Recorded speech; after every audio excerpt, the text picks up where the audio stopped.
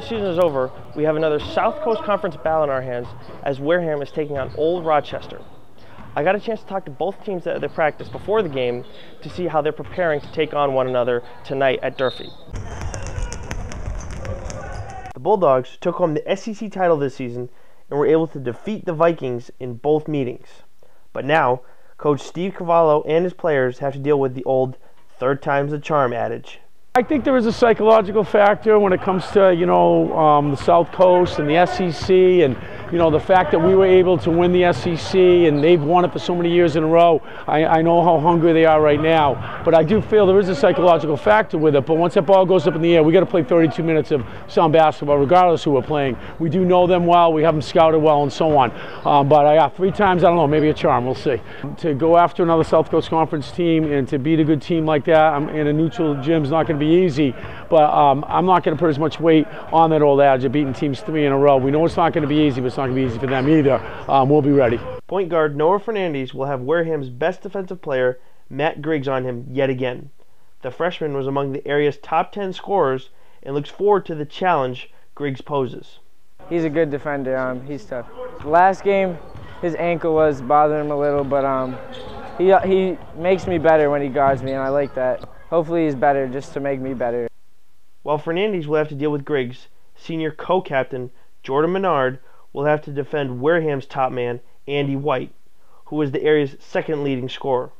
Yeah, he's a great player, as you said, but just try to play the best defense I can, knowing it's the last game, give it my all, and try to shut him down, but it's always a tough task. ORR's other senior captain, Ryan Beatty, will look forward to playing at historic Durfee in what may be the most important game he's ever played in. It's great playing such a big gym in front of everyone. It's what I dreamed about. Over at Wareham, Viking coach Kevin Berjali identifies how evenly matched the two squads are and feels both sides have seen everything each other has. I think it's really an evenly matched game. I don't think there's any secrets from both sides. You probably heard the same thing from Coach Cavallo. We know what they do, they know what we do. They're a good team, and that's why they got us twice this year. So we're grateful we have an opportunity for a third shot against them, though, in this venue. Griggs, a senior co-captain with White, looks forward to handling Fernandez and expects to rise to the challenge the young point guard poses. Just like any other player, I don't get nervous for anyone. He's the best player. Oh yeah, I love stopping the main player, keeping him as many low points as possible. White is prepared to handle Menard's defense. Despite the respect he has for his game, the dynamic scorer believes he will continue his successful run. He's a hell of a defender, no doubt about it, but it'll be a challenge, but we'll see what happens. Although White is one of the best players in the area, he looks at not only his team, but himself as the underdog in the contest, and wouldn't have it any other way.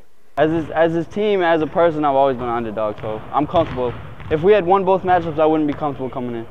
But we lost, and I feel better about it, to be honest. I'm more comfortable being underdog. Round 3 of the Vikings versus the Bulldogs should prove to be just as interesting as the previous 2 matchups, especially now that Griggs is at full strength to take on Fernandez, in addition to White dealing with Menard. We'll see what happens tonight at Durfee. Until then, I'm Nick Fryer for South Coast Varsity.